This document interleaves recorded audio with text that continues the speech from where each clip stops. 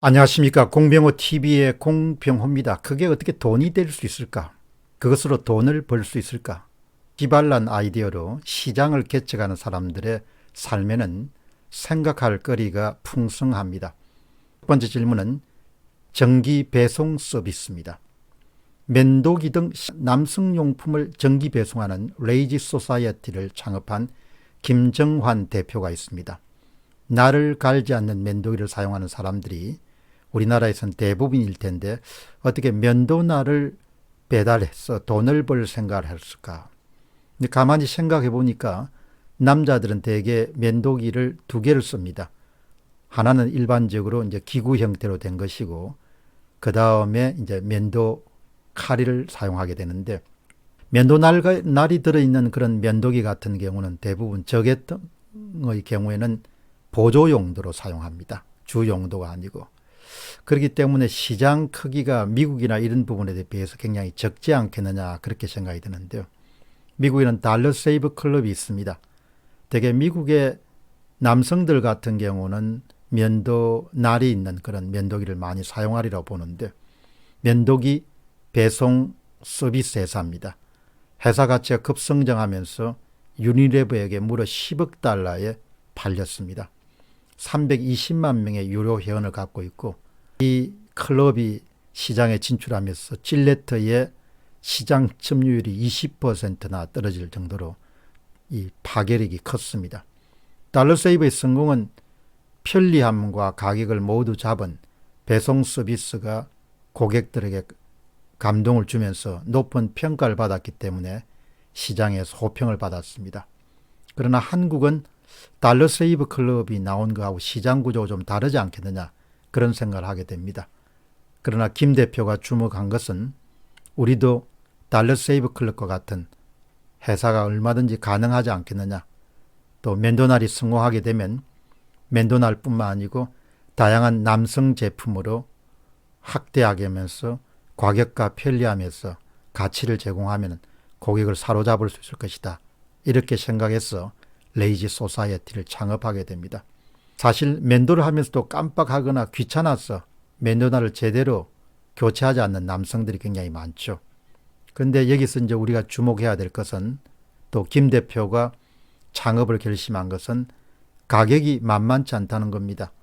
대부분 한 개 1,000원 하는 그런 면도날을 며칠 사용하다가 버리기에는 아깝기 때문입니다. 따라서 레이지 소사이어티가 주목한 시장은 이런 사람들의 가격에 대한 일반 고객들의 민감성 같은 부분들을 해결해 줄 수 있으면 시장 기회를 장악할 수 있지 않겠느냐. 그런 면에서 창업을 했습니다. 김정환 레이지 소사이어티 대표 이야기는 그렇습니다. 괜찮은 물건을 괜찮은 가격으로 때가 되면 자동적으로 리필하는 서비스가 있었으면 좋겠다. 이런 생각에서 회사 이름을 레이지 소사이어티인데 레이지가 게으름이란 뜻이죠. 그 We support your laziness. 우리는 당신의 게으름을 지지합니다. 해결해 드리겠습니다. 이런 이제 뜻에서 보통 사람들이 일상의 보통 일에 대해서는 좀 게으름을 피우고 자신의 본업에 대해서 더 충실하게 집중하면은 자신들의 사업을 통해서 다른 사람의 성공을 지원할 수 있지 않겠느냐. 그런 아주 멋진 아이디어, 멋진 어떤 목표를 갖고 출범했습니다.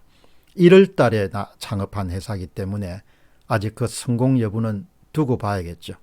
그러나 그런 아이디어를 가지고 창업한다는 것 자체가 대단히 제가 볼 때는 새롭고 또 신선하게 합니다. 그런데 성공 가능성을 이 김 대표는 어디서 받는가 하니까 대개 면도날 같은 경우는 제조 원가가 판매 가격이 5%밖에 되지 않답니다. 마케팅비라든지 유통비라든지 이윤정 폭들이 이제 더해지면서 소비자들은 굉장히 높은 가격을 지불하는 것이죠. 유통망 같은 것을 생략하고 바로 직거래로 고객들에게 싼 제품을 제공하면은 충분히 고객들의 호응을 얻을 수 있을 것이다. 이렇게 이제 주목을 했습니다. 제공하는 제품은 세계 3대 면도기 회사인 프랑스의 BIC 제품을 되게 공급한다고 합니다. 조금 전에도 말씀드렸다시피 1월 달에 이제 시작된 그런 배송 서비스 회사이기 때문에 성공 여부는 좀 지켜봐야 될 것 같습니다. 근데 현재는 이제 면도기에 머물지 않고 쉐이빙 젤이라든지 로션 등으로 이제 제품군도 다각화해 가고 있습니다. 이제 이런 면도날 배송 서비스는 일종의 구독 경제에 속하게 된 거죠. 원래 구독 경제는 신문에서 출발했지만 지금은 이제 넷플릭스라든지 면도기라든지 화장품이라든지 책이라든지 이런 부분으로 굉장히 광범위하게 이제 확산되고 있습니다.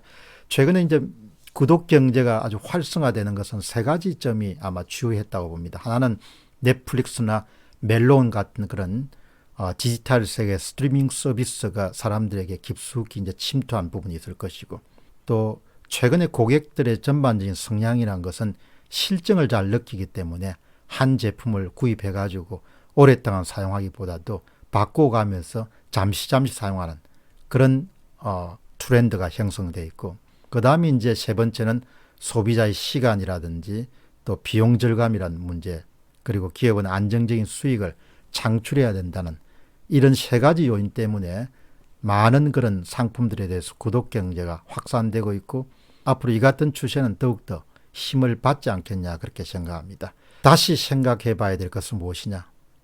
사실 면도날을 배송한다. 누구도 생각하기가 참 쉽지가 않죠.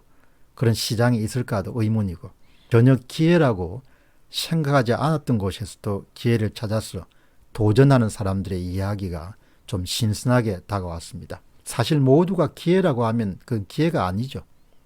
레이지 소사이어티 도전이 앞으로 어떤 결론으로 귀결될지 지금까지는 아직 미완성 작품과 같습니다.